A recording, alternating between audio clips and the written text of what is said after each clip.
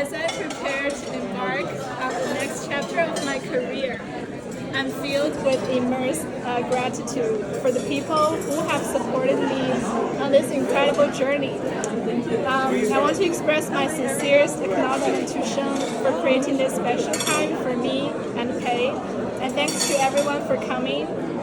Well, here I wrote especially Kate, but somehow Kate isn't here, so I'll skip this part. Okay, so I spent some time this morning reflecting on my PhD journey, and memories flooded back, transporting me to key moments that shaped my experience. And today I want to share 3 brief stories with all of you. After my undergrad, I started to look into grad school in the United States. I found Sheng's last page on UCSD bioinformatics program, and I contacted him. To my greatest surprise, Sheng just replied to me immediately and told me that he saw some tutorial I wrote online about circus plot. I don't know if you still remember that, but yeah. So I was very surprised, and of course I made a note to myself that great, people saw my work. So then what surprised me again is that Sheng invited me to write an electronic book about the field of 3D genome through the email. At that time, I almost have no idea on what the 3D genome is. Even up to now, I don't know if it was a test from Sheng or it's just something he really needed at that moment. But writing that book just shaped my whole PhD journey. From knowing nothing to get a solid understanding of the history of the field, talking about the hairball wiring inside the cell nucleus now becomes my favorite topic to talk to my friends. This fascination stemmed not only from writing the process, but also from Sheng's willingness to hear out my weird, wild hypothesis and share his knowledge. Also, being part of the 4D Nucleum Consortium allowed me to collaborate with a lot of like-minded enthusiasts,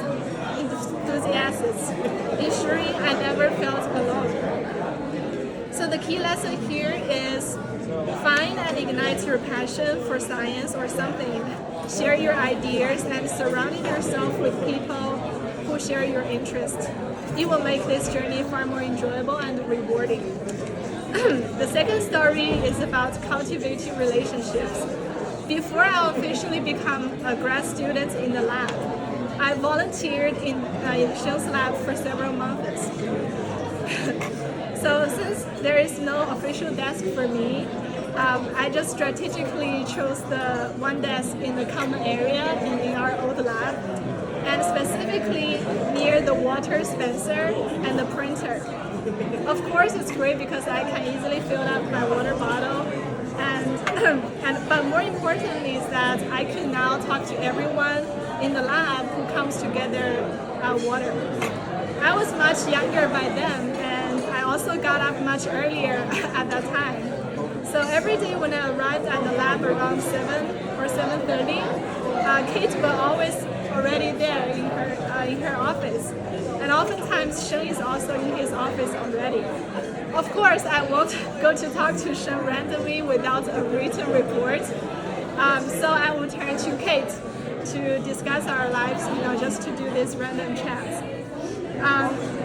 So of course, I never change. As many of you have already found out that I really enjoy talking to people. And on that note, I'm so grateful to many of you here, as you will never push me away from me interrupting you doing your work. So through these interactions, I got to know each of you as individuals, as friends, and as family. I spend more time with you than with my own family, so you become my family.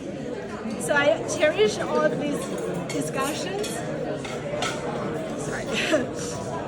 Not only do they expand my knowledge in other fields that I don't understand, but these discussions are these little moments that comprise of our life. So The second story, I want to encourage all of you to come to the lab, to talk to your lab mates, to share your ups and downs in your life, and cherish every single moment because you're not alone.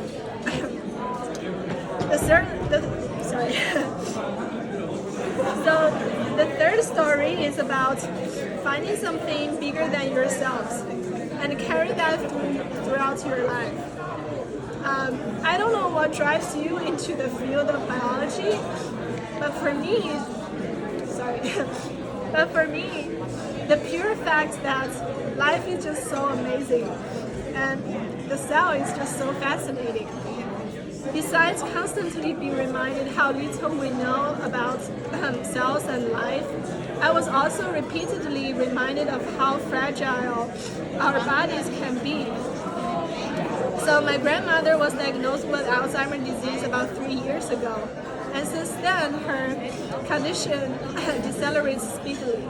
Not only did her memory start to lose, and her emotion becomes unstable, she was also constantly sent to hospital because many other complications. And the mother of my best friend was a teacher, who is also a dear acquaintance to me. One day she just standing in front of the classroom giving lectures. The next moment she just suddenly collapsed due to the loss of sensation of her legs and never be able to get up again. Just within 2 years, she died due to deceleration of all her muscles, including her lung. There are many more of such cases in the world, and even in our own family. And I think what all of us doing here is noble. What you're working on is truly amazing. We work hard not just to publish papers or secure a job, but to bring hope to people on the sideline who is urgently in need an answer and a cure. Whatever project you're working on, I truly encourage you to think big, think wild, think what the broader implications are your projects can be. When you put yourself in that position, no challenges can let you down, as you are fiercely pushed forward and make positive impact to the world.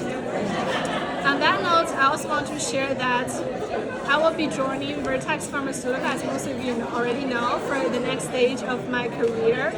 So the transition from academia to the industry isn't that easy.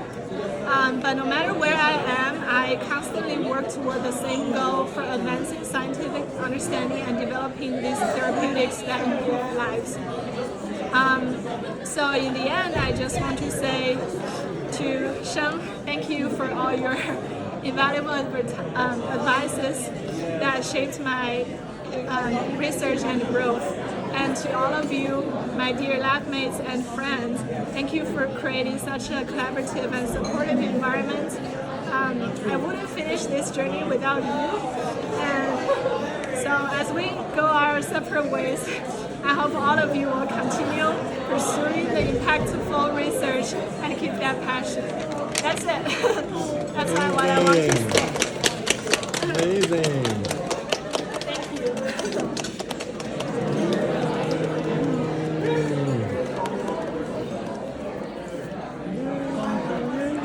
Amazing.